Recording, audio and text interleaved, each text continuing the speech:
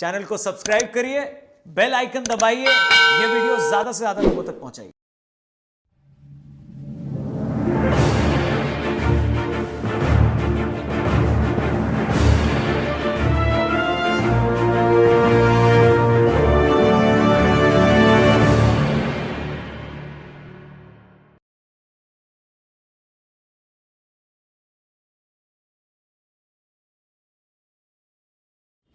श्रीमद करुणा सागर भगवान की जय, कैवल धाम की जय, श्री नरवेश सागर महाराज की जय, महान तपस्वी रघुवीर महाराज की जय, श्री परमहंस सुखानंदी महाराज की जय, श्री मोहनदास जी महाराज की जय, श्री भगवान दास जी महाराज की जय, गुरु श्री कपिलदास जी महाराज की जय, श्री अविचल दास जी महाराज की जय। आध्यात्म शास्त्र श्रवणेन लोके छिन्नाय विद्या भवजीव दोषा आविष्कृताय न चक्रातु भक्ति नमामि देवं करुणाय वन्दं सदा प्रफुल्ला ननपाङ्कजोयो माहि तटे गोचरशं देशे विराजते अनंत गुण गणनो नमामि देवं करुणाय वन्दं नमामि देवं करुणाय वन्दं। श्रीमद् करुणा सागर भगवान की जय। गुरु श्री कपिलदास जी महाराज।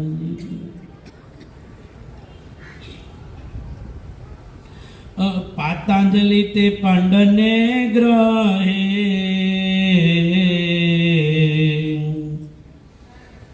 साधि प्राण कहि दिन रहे, सामर्थ वदे सराय सिद्ध जानो एज परम पद नीद। परमानंद कंद परम दयाळु प्रत्येक जीवना जीवनदाता શકરતાના નિત્ય અખંડ વિનાશી સ્વરૂપને અનેક ન્યાયો દ્વારા પ્રત્યક્ષપણેથી પ્રતિપાદન કરાવી આપનાર પરમ શ્રેષ્ઠ પરમ વિશેષ અનંત અંશોના તારણહાર દિવ્ય પરમ ગુરુ ભગવાન કરુણા સાગર જ્ઞાન બોધ ઉપદેશ આપતા જિજ્ઞાસુ માનવ પ્રત્યે એ અવલૌકિકમય દિવ્યવાણીમાં સ્વરચિત અગાધભૂત ગ્રંથ વિશે કહે છે। શ્રી ઉપસ્થિત ધર્મવિલાસી સજ્જનો, અંગનું હેડિંગ છે શાસ્ત્ર નિર્ણય કહેવાનું। શ્રીમદ ભગવાન કરુણા સાગર છેક કૈવલ ધામમાંથી ધામોને દીપોને ચેતાવતા છેક પાલકી દીપમાંથી જંબુ દીપમાં આવ્યા। આવવાનું કારણ છે અંશ નિજ જાણ સ્વરૂપ ભૂલી ગયો છે। આ ઘાટમાં હું કોણ છું, ક્યાંથી આવ્યો છું અને અંત સમય ક્યાં જવાનો છું, એ જાણરૂપ મુદ્દો અંશ વિસરી ગયો છે। એ જાણ જણાવવા માટે શ્રીમદ ભગવાન કરુણા સાગરનું આ વિશ્વમાં આવાગમન થયેલું છે। કુવેર કબૂરના આવત કૈવલ છોડ સંસાર જીવ તારણ કે કારણે ધર્યો મનુષ્ય અવતાર। શ્રીમદ ભગવાન કરુણા સાગર કહે છે, કુવેર કબૂરના આવત કૈવલ છોડ સંસાર. આ વિશ્વમાં હું કદાપી આવતો નથી, પણ એક જીવને તારવા માટે, કંસને ઉગાડવા માટે માનવ ઘાટ દાન કરી અને અંશ અને અંશી પદનું જ્ઞાન લઈને આવ્યો છું. એ જ્ઞાન જાણ સહિતનું જ્ઞાન છે. અન્ય જે બધા અવતારી પુરુષો એ આવ્યા, વિષ્ણુના ગુણમાંથી 24 અવતાર આવ્યા અને બીજા ઘણા છે, પણ એમાં આપનપને પતિપદ એ વિશેની જ્ઞાન કે સમજ નથી. જ્યારે પરમ ગુરુ કૈવલ્ય પાસેથી છૂટા પડ્યા ત્યારે એને કૈવલ્ય 2 વસ્તુ ભેટ આપી. એક કૈવલ્યનો અજરામર મંત્ર, બીજું કૈવલ્યની ઓળખ. જે મંત્ર છે એ વસ્તુ એની પાસે ગુપ્ત રાખ્યો અને જે એની કૈવલ્યનું એડ્રેસ કે સરનામું એણે 18 ધર્મગ્રંથોમાં મૂક્યું. એટલે જે કોઈ જીવ એને શરણે જાય અને એને એવું લાગે કે અંશ અધિકારી છે, એને આ મંત્ર મુખ દ્વારા સંભળાવે છે. અને જ્યારે મંત્રનો નાદ અંતરમાં જાય અને એનું સ્થાપન થાય તો આ વસ્તુનો ઉગાવો થાય. કોઈ પણ વસ્તુનું સ્થાપન થવું જોઈએ. મંત્રમાં ખાલી એ અક્ષર જ છે, પણ અક્ષરની પાછળ ભાઈ મુદ્દો છે, ધ્યાન રાખો. લોકો મુદ્દાને છોડીને જો તમે અક્ષરનું રટણ કરવામાં આવે તો મંત્રની અંદર જે મહામાલ છે એ આપણને પ્રાપ્ત થતો નથી. અક્ષરની પાછળ મુદ્દો છે અને એની પાછળ એનો આશય એ અર્થ સમાયેલો છે. તો આ મંત્ર કૈવલ પાસેથી દિવ્ય પારમ ગુરુ લઈને આવ્યા છે. પણ મંત્ર જપવાની ઘણા કળ છે, રીત છે.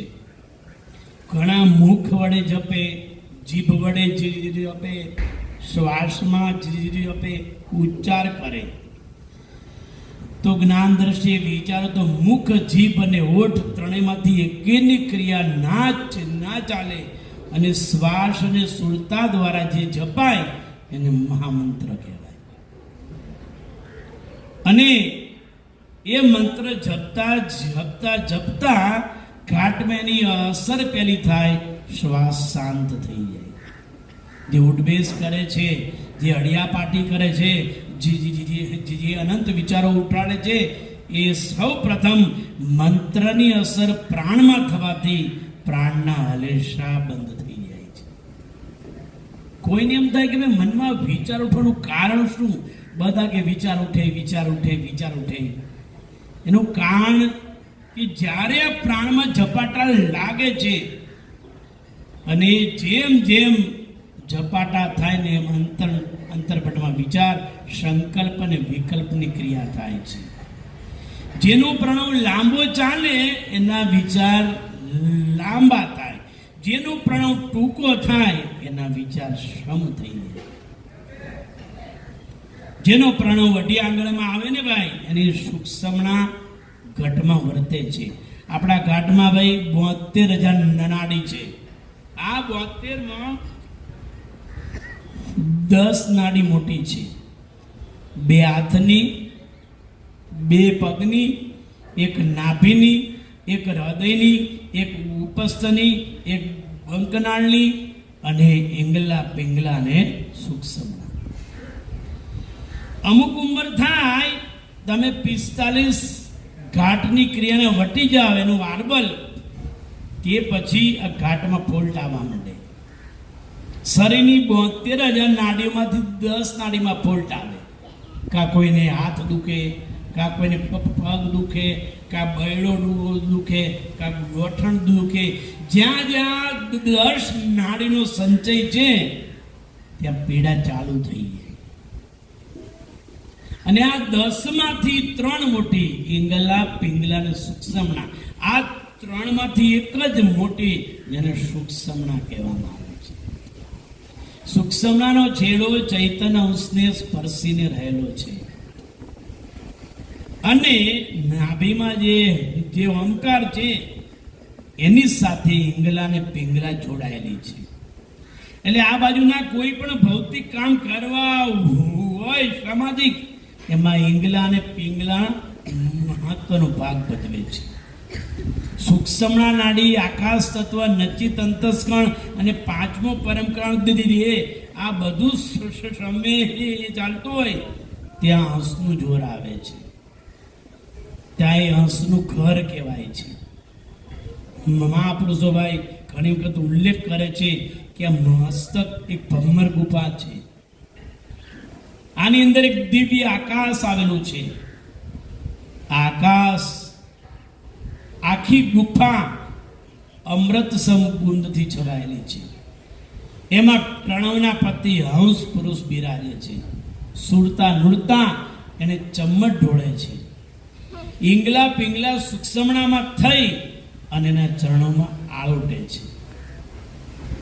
અને જે કોઈને આ હંસ પુરુષના દર્શન થાય એ આ ઘાટની તમામ વસ્તુ છોડી અને એની સુરતા ઈંડ પિંડ ફોડી અને સર્વના ઘાટની ગતિ દર્શ્યમાન થાય છે. આ ભાઈ અનુભવ 5મા પરમકાળ દેહનો છે. પરમકાળ દેહ અંશનું ઘર છે, નચિત અંતસ્કણ અંશની મોજ છે, સોહંગ પ્રણવ એનું જીવન છે, અને આ ત્રણેયનો પ્રકાશક અંશ પોતે સાક્ષી છે. તો આપણે સાક્ષીને મૂકી અને આપણે ઘરને પકડી લીધું છે. એટલે અહીં ગુરુ મહારાજ આપણને ઉપદેશ આપતા કહે છે કે હું કૈવલ પાસેથી આવ્યો ત્યારે મને કૈવલ્ય મહામંત્ર ગણમાં સંભળાવ્યો. આ મંત્ર જપવાથી ફાયદો એટલો કે મંત્ર જપવાથી જન્મ મરણનું ઝેર છે ને એ બધું ઉતરી જાય ભાઈ. અવિદ્યા કો, જન્મ મરણ કો, માયા કો, આ બધું ઝેર ઉતરી જાય. તો કોઈને એમ થાય કે ભાઈ અવિદ્યા શું, માયા શું, ઝેર શું? નાભીમાં ઓમકાર છે, ધ્યાન રાખો, અને મસ્તકમાં સોહમ છે. આ બંનેનું સંલિગ્ન થઈ શકતું નથી. કેમ? વચમાં અવ્યાકૃત બેઠી છે, જેને મહામાયા કહેવાય, ઉર્મા કહેવાય. આ માયાના આવરણને કારણે બંને શ્વાસા એકરૂપ થઈ શકતા નથી.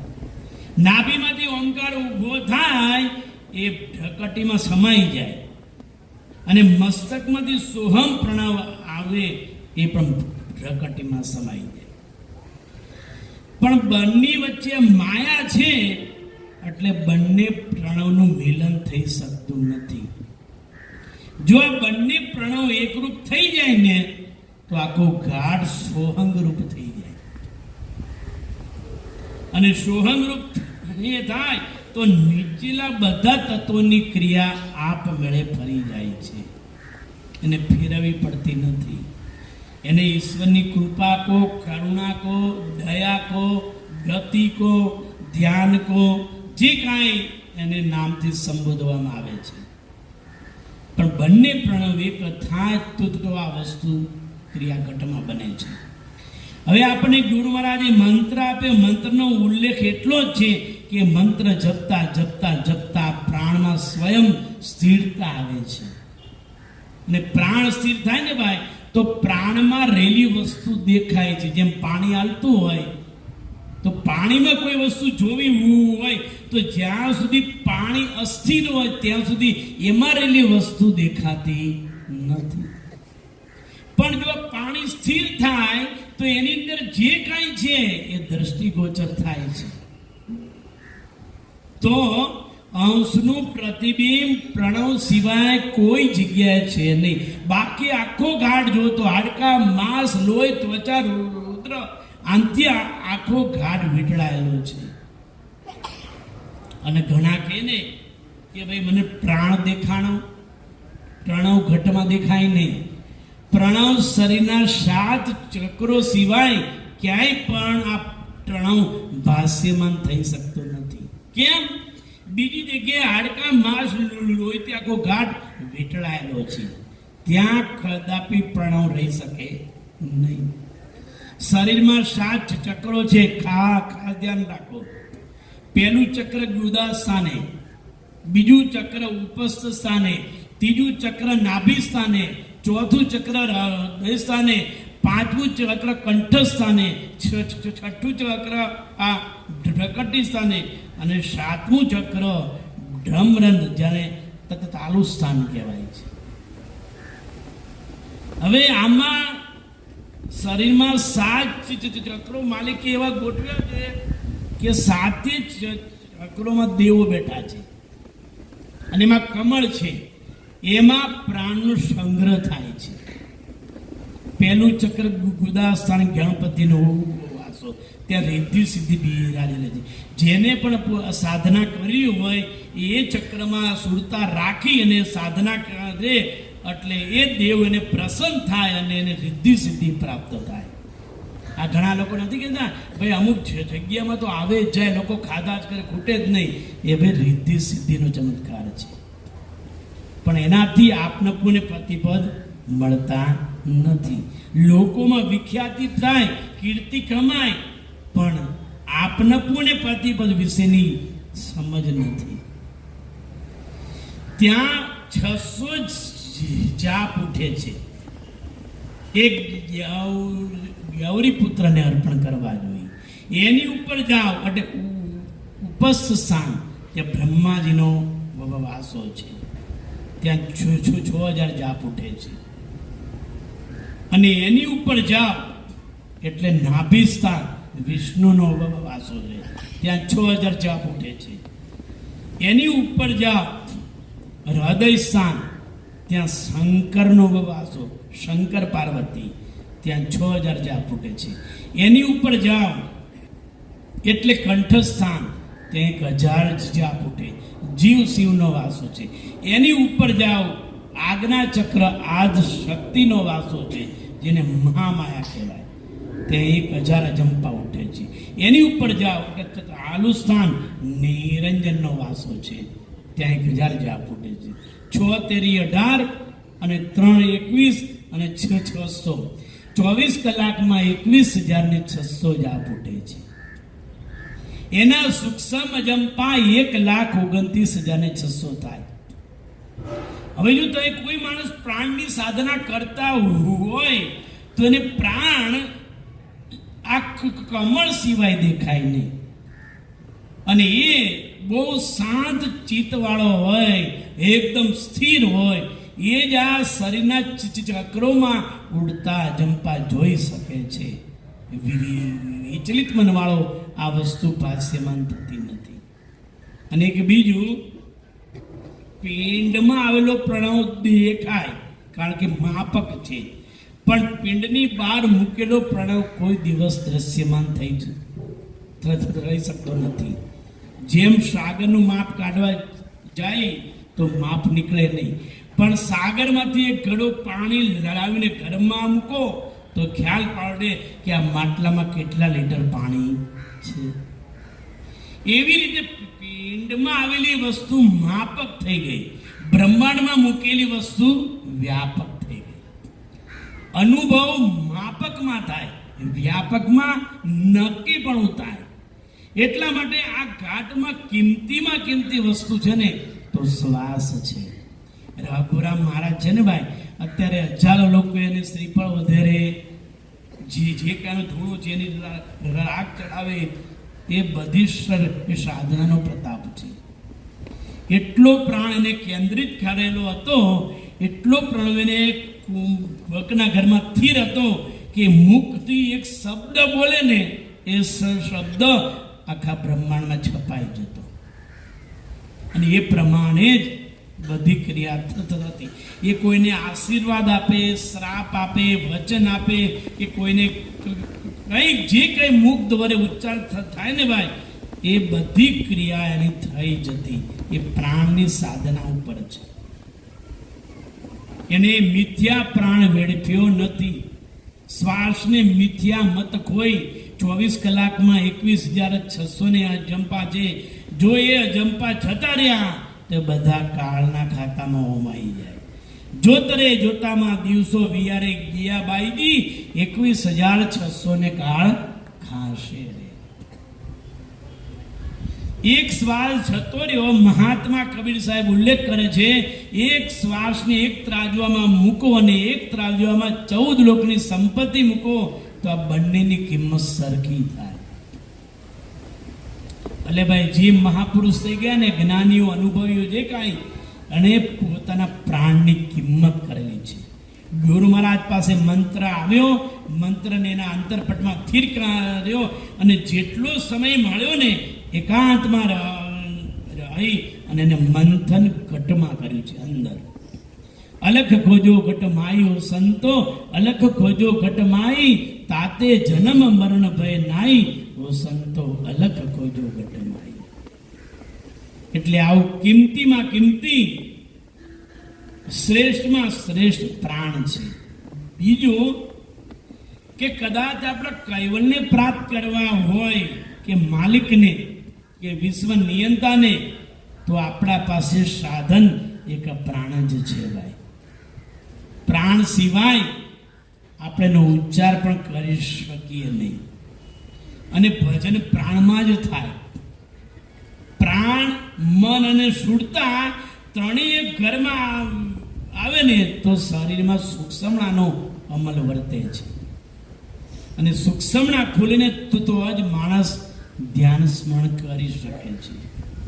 અને સૂક્ષ્મણાના પ્રભાવથી આ જીવનમાં કંઈક ભક્તિનું થાપન થાય છે.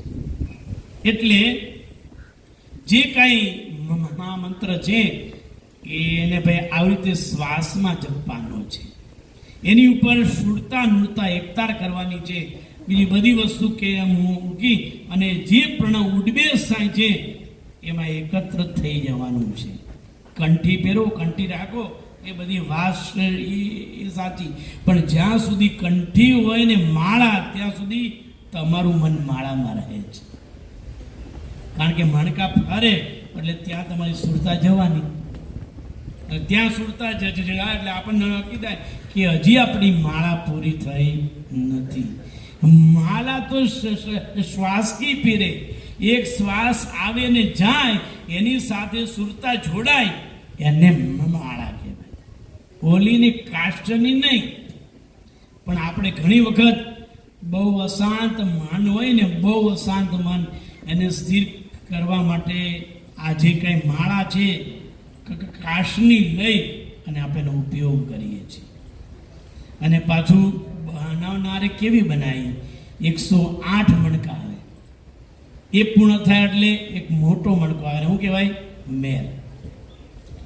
જો મોટો મણકો મૂક્યો ન હોત તો કેટલા આટા ફરી જાય આપણને ખ્યાલ પડે નહીં. મારા ગુરુજીએ મહામંત્ર આપ્યો, મેં કાંઈ મેલ્યો મારા રુદિયાની માય, નિરંજન માળા મેં પહેરી, માળા ઊંચી ચડે ને નીચે ઉતરે, હું કાંઈ જપું અજંપાના જાપ, નિરંજન માળા મેં પહેરી, મારા ગુરુજીએ મહામંત્ર આપ્યો, માળા ઊંચી ચડે ને નીચે ઉતરે, હું કાંઈ જપું અજંપાના જાપ. એક શ્વાસ બ્રહ્માંડમાં જાય અને એક શ્વાસ બ્રહ્માંડથી નીચે આવે. આ બંને વચ્ચે જે ઉડબેસ થાય ને ભાઈ, એને જાપ અજંપા કહેવાય. એમાં જેટલા વિચાર આવે એને તમે અટાઈ અને તમારી સુરતાને મન પ્રાણમાં એકત્ર કરવાની જરૂર છે. અને જો એકત્ર થાય ને તો એને અજંપા જાપ કહેવાય છે. જપે નામ જપાયમ કાયમ નમયાયમ મનાતીત મગોયમ સ્વયં તમ સમસ્તુ. આ જાપ જપવા પડતા નથી, ઘટમાં ઉઠે જ છે, આપણે એની સાથે જોડાઈ જવાનું છે. તો એવી રીતે આપણે માળા ફેરવી છીએ, પણ માળા ફેરવતા ફેરવતા ફેરવતા એ આખી માળા પૂર્ણ થાય એટલે એક મેર પારો આવે એટલે આપણે અટકી જઈએ, આંખે અડાડીને પાછી બીજી ચાલુ કરી, ત્રીજી, ચોથી, પાંચમી, પછી પાછી લીબર્ટીમાં ભરીને મૂકી દઈ. હું રોજ 5 માળા કરું છું. પણ ઘણા તો એવું માળા કરતા હોય ને ત્યારે બધી કોર જોવે, કોણ જાય છે, કોણ આવે છે, કોણ ખાય છે, કોણ પીવે છે, કોણ ઉઠે છે, કોણ બેસે છે, બધી ક્રિયા ચાલુ હોય ને, હાથે ચાલુ હોય, મુખઈ ચાલુ હોય. એમાં કોની માળા કોણ ફેરે ને કે નક્કી છે. ઘણા લોકો જો ઘણા સંપ્રદાયમાં આવું કા કોઈ આવું ખાતું કોણ આવે છે, ઓલો આવ્યો, ઓલો ગયો, ઓલો ખાધું, ઓલો પીધું, એમ. એટલે આજ કામ થાય, દ્રષ્ટિ આમ થાય, અને મંત્ર કેવી રીતે જપતા હશે? ત્યાં ત્રણેય વસ્તુનું એકાગ્ર સ્થાન થાય તો જ એ વસ્તુ ફળીભૂત થાય છે. પણ ત્રણેય વસ્તુ વિખાય છે, શુદ્ધતા, મન અને પ્રાણ ત્રણેય વિખાઈ ગયા છે. અને પછી આપણે મંત્ર જાપ કરવા બેસીને તો એ મંત્ર જાપ માલિકને અંગીકાર થાય નહીં. એટલે આવી રીતે કોઈ સંતે કીધું છે ને, તિલક કરતા 53 ગયા, જપ માળાના નાકા ગયા, કથા સાંભળી ફૂટા કાન, તોય ના આવ્યું આત્મજ્ઞાન. તિલક કરતા 53 વર્ષ જતા રહ્યા. આપણે તિલક કરતા કરતા કરતા જિંદગી થઈ, અહીંયા કોઈ લીસોટો પડી ગયો, પણ તિલકનું માતમ સમજ્યા નહીં. કોઈ પણ સંપ્રદાય કે કોઈ પણ ધર્મ વિશે પૂછીએ તો બધાને પૂછ્યું, તિલક અહીંયા શું કરવા થાય? અહીં નહીં થાય, નાકે નો થાય, અહીંયા નો થાય, અહીંયા નો થાય, અહીંયા જ થાય. એનું કારણ, 2 ભમરની વચ્ચે જ તિલક કરવામાં આવે. કોઈ પણ સંપ્રદાય હોય, ક્યાંય તિલક શોભે નહીં, થાય નહીં. કેમ? એનો ઉલ્લેખ આપણે કરતા નથી. આ તો આને એ કર્યું, બીજા કર્યું, બીજા કર્યું, ત્રીજા કર્યું, ચાલ્યું. પણ શ્રીમદ ભગવાન કરુણા સાગરે ઉલ્લેખ કર્યો છે ભાઈ, જ્યાં 72,000 નાડીઓનું જૂથ જમા થાય, એમાંથી એક જ નાડી પસાર થાય ને ત્યાં તિલક કરવાનું છે. એટલે તમારી 72,000 નાડીઓ, એટલે 72,000 પ્રકારના ભાવ એકત્ર થઈને એક પ્રકારનો ભાવ થાય, એ ઉધ્વ દિશા તરફ વળે છે. એટલે તિલક કરવાનું છે. ઈંગલા, પિંગલા ને સૂક્ષ્મના ત્રણેય નાડી ભેગી થાય અને એક જ નાડી ચાલુ થાય ઉપર, તેને સૂક્ષ્મના કહેવાય. અને સૂક્ષ્મના જે બાજુ ગમન કરે એ બાજુ તમારે પ્રયાણ કરવાનું છે. એ તિલકની નિશાની છે. એટલે ગુરુ મહારાજે જુઓ નિશાન બતાવ્યું, આ બાજુ 2, નીચે ગોળ અને ઉપર અણિયાળું છે. કે નીચે ભલે જે હોય તે, પણ ઉપર જાઓ એમ તમારી બધી શુદ્ધતા અને અગ્ર કરતા જાઓ. એટલે તિલક 2 ભમરની વચ્ચે, એટલે પ્રકટીમાં કરવામાં આવે છે. કોઈ આડું કરે, કોઈ ઊભું કરે, કોઈ ત્રાસું કરે, જે પ્રકારે જે સંપ્રદાય પ્રમાણે તિલક કરે છે. પણ તિલક પ્રકટી સ્થાને જ થાય, એ સિવાય તિલક થાય નહીં. કેમ? આગના ચક્ર છે, ત્યાં આદ શક્તિનો વાસો છે. જો એની ઉપર વટી જાઓ તો તમને પરમપદ પ્રાપ્ત થાય, અને નીચે આવો ને તો માયામાં. આ બંને વચ્ચે એક સંધિગર મૂક્યું છે કે તમારે આમ જવું છે કે તમારે નીચે આવવું છે. એટલે તિલક કરતા 53 ગયા, જપ માળાના નાકા ગયા. માળા ફેરવી ફેરવી ફેરવી ફેરવી મણકા ઘાઈ ગયા બિચારા, પણ મન સ્થિર થયું નહીં. અને ઘણા તો માળા હારે નારે, જ્યાં જાય ત્યાં હારે, ઠેલામાં લઈને ફરે, જ્યાં એકલા બેઠ લાગી માળા ચાલુ થઈ જાય. પણ સુરતા ને મન અને પ્રણવ જ્યાં સુધી એક ઘરમાં આવે નહીં, ત્યાં સુધી માળા અંગીકૃત થાય નહીં. ઓમકારના પરોવ્યા છે મેર, નિરંજન માળા મેં પેરી.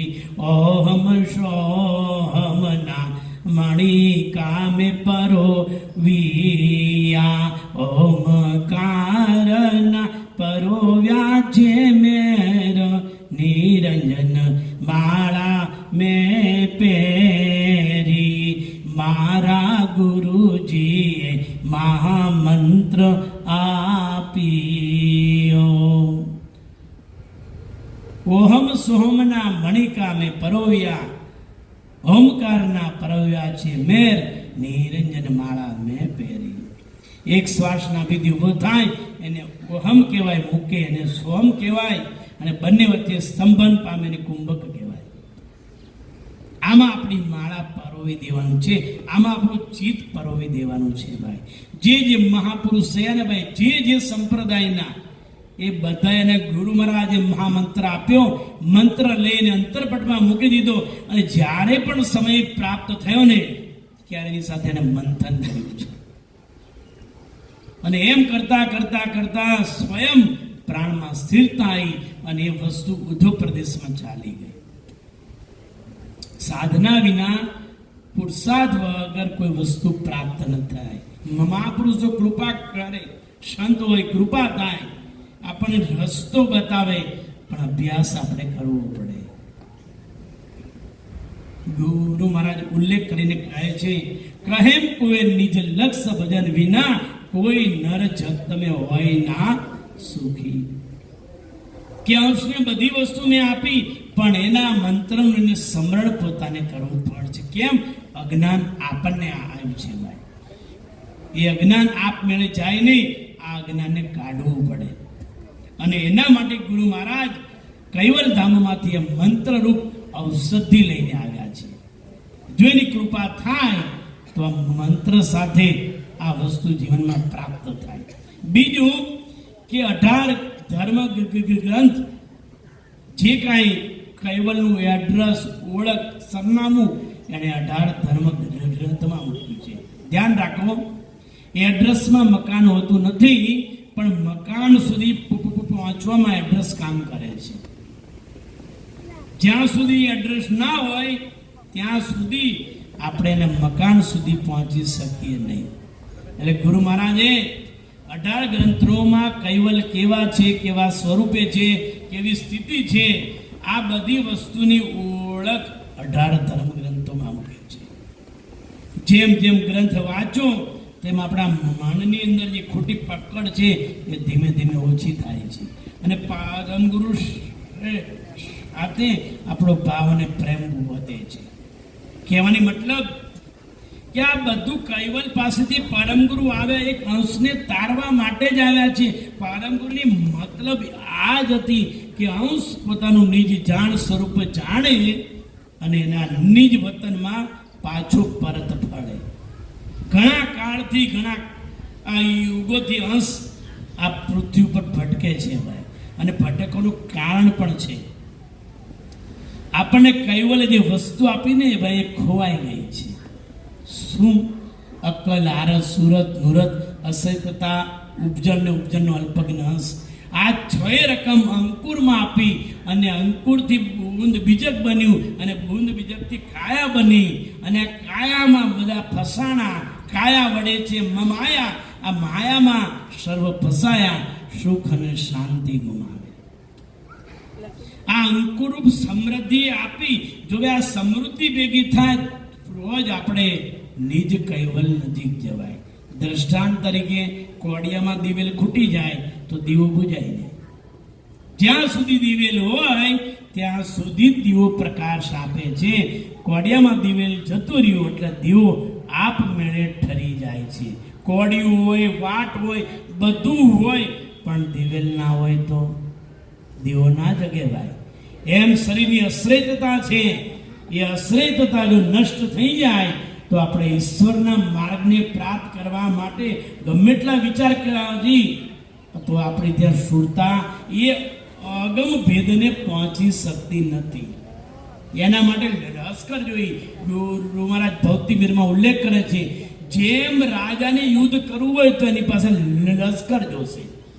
લશ્કર બળવાન હોય તો સામાન્ય માણસને હરાવી શકશે. એમ હસના હથિયાર રૂપ છે આ અક્કલ આરસ સુરત નુરત અસરિતા ઉપજન ઉપજનો અલ્પજ્ઞ હિયસ રજો તમો રાત્વિક આ બધાના હથિયાર રૂપ છે. જો આ વિલસાઈ જાય, આ નષ્ટ પામી જાય તો અંશની સુરતા ઉદ્ધવગામી થઈ શકતી નથી. એટલે ગુરુ મહારાજે આવું અવલૌકિક જ્ઞાન ગ્રંથમાં આપ્યું છે. અંશ અને અંશી પદ કેવી રીતે પ્રાપ્ત થાય એ માટેની સમજણ આપી છે. જો એની કૃપા થાય અને કોઈ પણ ગ્રંથનો અભ્યાસ થાય અને મંત્રનું ભજન થાય તો આ ભજન દ્વારા અંશ જન્મ મરણના બંધનથી મુક્ત પામી અને અખંડ કેવલ પદ અંશને પ્રાપ્ત થાય છે. શ્રીમદ કરુણા સાગર ભગવાન કી કૈવલ ધામ કી જે મહાન તપસ્વી રઘુવીર મહારાજ કી જે પરમહંસ સુખાનંદજી મહારાજ કી જે અવિચલદાસજી મહારાજ ગુરુ શ્રી કપિલદાસજી મહારાજ કી જે કથા સમાપ્તિ કા સત કૈવલ સાહેબ.